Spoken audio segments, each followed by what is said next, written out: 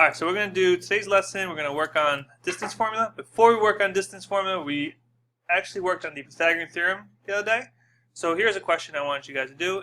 Solve for c. Pythagorean theorem says a squared plus b squared equals c squared, or just reverse this and c squared equals a squared plus b squared. How do I solve for c? What do I do? Yep.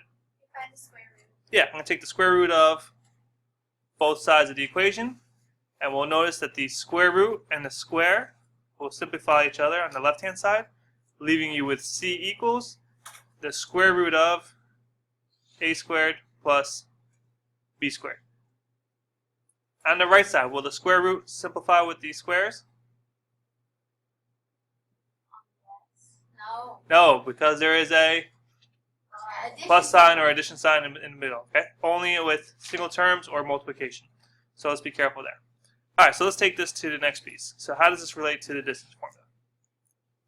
So we're going to work on the distance formula. The distance formula says the distance between 2 points in a coordinate plane is the length of the line segment connecting them.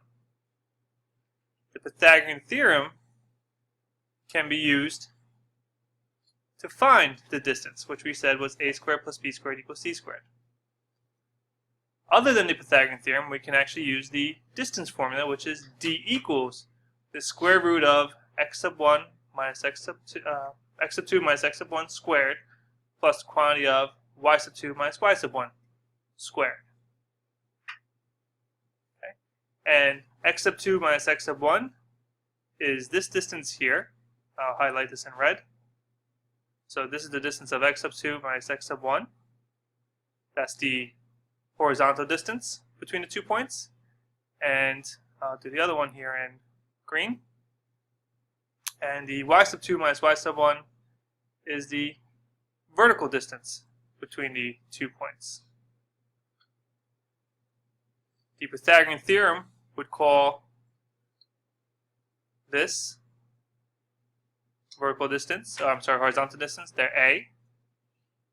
And it would call the vertical distance the b. And what's the line segment opposite the 90-degree angle called? What is the line segment opposite the 90-degree angle called? Yep. The hypotenuse, right? So this would be, so this d here would be the hypotenuse.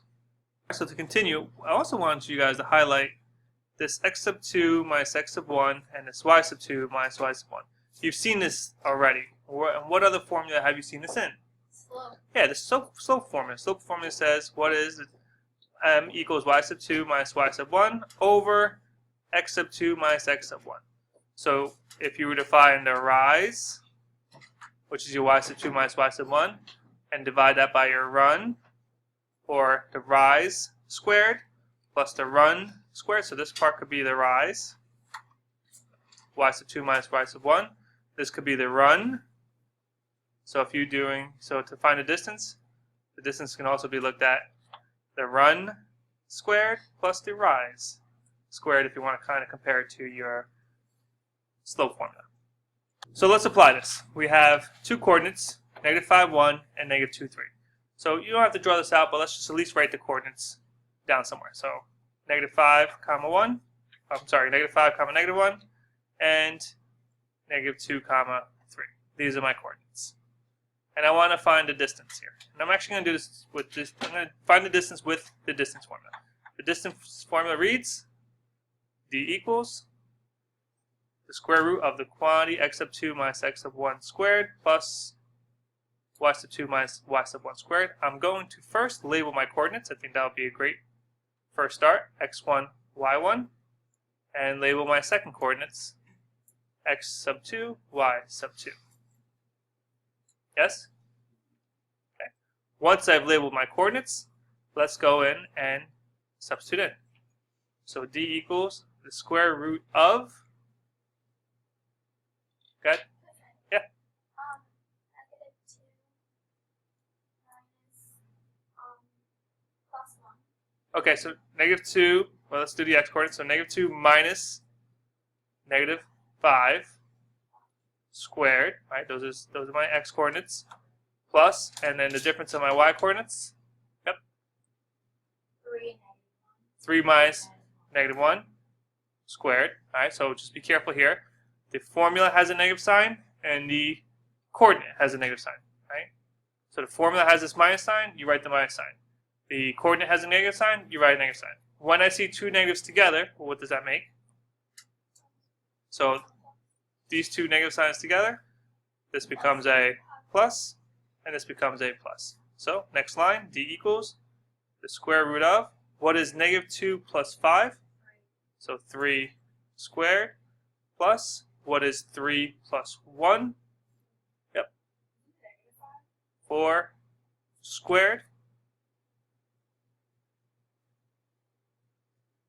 D equals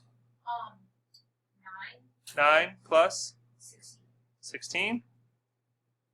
Keep it going. D equals the square root of, and the square root of 25 is 5. So this length here is 5 units long.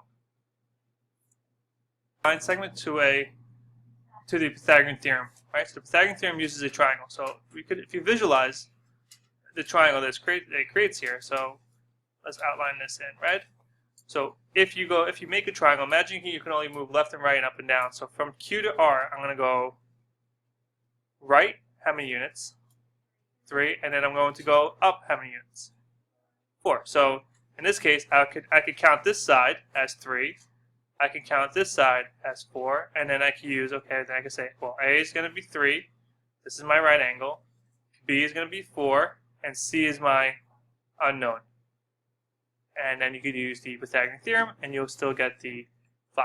Or you could recognize that this is a right triangle with a 3, 4, 5 line segments. The equilateral triangle has 3 sides that are the same length. Right? So the definition of an equilateral triangle, all 3 sides must be the same length, is a triangle with vertices -4, 2, -4, 1, and -1, -2, an equilateral triangle. Explain why or why not. So if we graph this, -4, 2, or -4, -2 would be this point here. -4, -2. -4, 1 would be this point here, which is -4, 1. And -1, -2 would be this point here. Okay, ladies and gentlemen, if we're asked to find the length of a segment, if they're vertical or horizontal, there's no formula to apply, right? It's just counting. So for this segment here, let's call this segment A. Let's call this segment B, and let's call this segment C. Well, is segment A vertical or horizontal? Vertical. So we could just count this. So 1, 2, 3. So the length of segment A is 3 units. What's the length of segment B? 1, 2, 3. Without doing any formulas, right? Just counting vertically, horizontally. And then C, is C vertical? C is our only one that's horizontal. So now let's solve for C. We could do one of 2 methods, again, the distance formula or the Pythagorean theorem. I'm going to do a distance formula on this one just because we're working on distance formula.